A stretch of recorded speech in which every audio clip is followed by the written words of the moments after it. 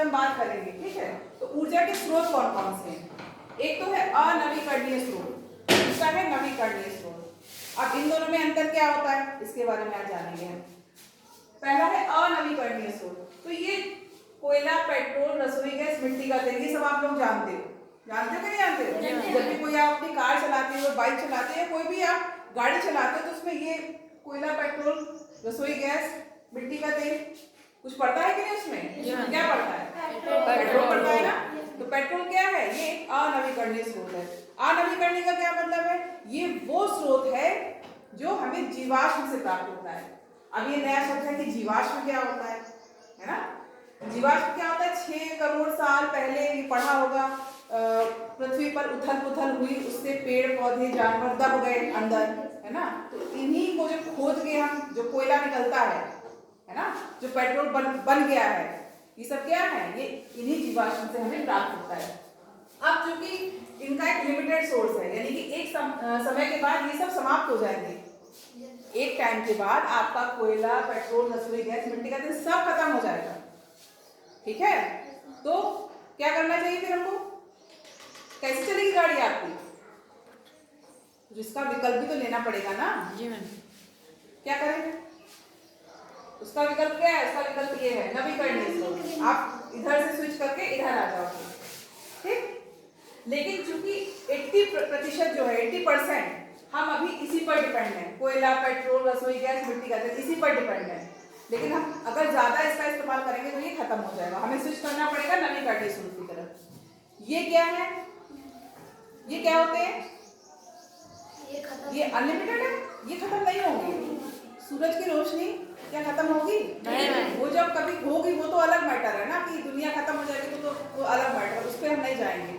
लेकिन ये नवीकरणीय स्रोत में जो सौर ऊर्जा है, ये हमारी लिमिटेड थोड़ी ना, अनलिमिटेड है। आप कितना भी सौर ऊर्जा से अपनी उसकी जो ऊर्जा है उसको एब्जॉर्ब कर सकते हो। कैसे? सोलर पैनल के थ्रू।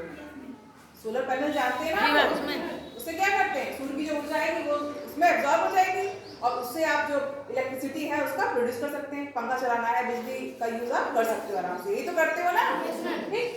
अब जैव ऊर्जा भी जानते हो, पानी से जब आपको ऊर्जा मिले, जैसे कि झरने हैं, नदी बहते हैं, कोई चीज बहेगी तो उसमें मूवमेंट होगा ना, ऊर्जा लगेगी ना।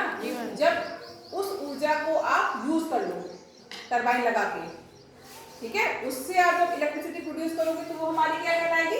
जल ऊर्जा। जल ऊर्जा।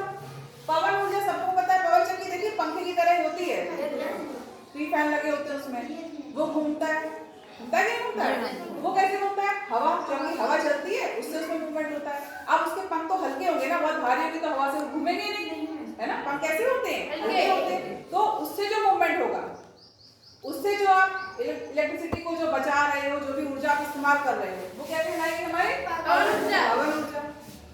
समझ आया? तो ये क्या, ये कभी खत्म नहीं होंगी। और ऐसी जैव ऊर्जा, ठीक है, ये क्या होंगी? ये खत्म नहीं होंगी। हमें इनकी जगह इनका इस्तेमाल करना चाहिए, ठीक है। अब हमारे 17 सस्टेनेबल गोल डेवलपमेंट प्लान है, ठीक। इसमें क्या है? इसमें क्या है कि हमारा अपना जो भारत देश है, हमें उसे क्या करना है? विकसित बनाना है। अभी विकासशील भारत है, विकासशील से विकसित भारत बनाना है। तो विकसित भारत आप जब बनाओगे तो उसके लिए उन सोर्स पर डिपेंड करोगे जिससे हमारी धरती में कोई प्रदूषण ना हो, इको फ्रेंडली चीजों का इस्तेमाल करोगे, है ना। इससे क्या होता है? इससे धुआं होता है कि नहीं होता है? कोयला जलाओ कितना धुआं होता है? बहुत होता है। ऐसे पेट्रोल गाड़ी में जब चलता है तो धुआं होता है, उससे भी, इससे हमारा जो वातावरण है, जो हमारा एनवायरमेंट है, वो क्या हो रहा है? दूषित हो रहा है। प्लांट्स हो चाहे एनिमल हो, सब पर उसका एक नकारात्मक प्रभाव पड़ रहा है ना। उसी को रोकने के लिए हम इस पर आ रहे हैं और ये हमारा गोल भी है।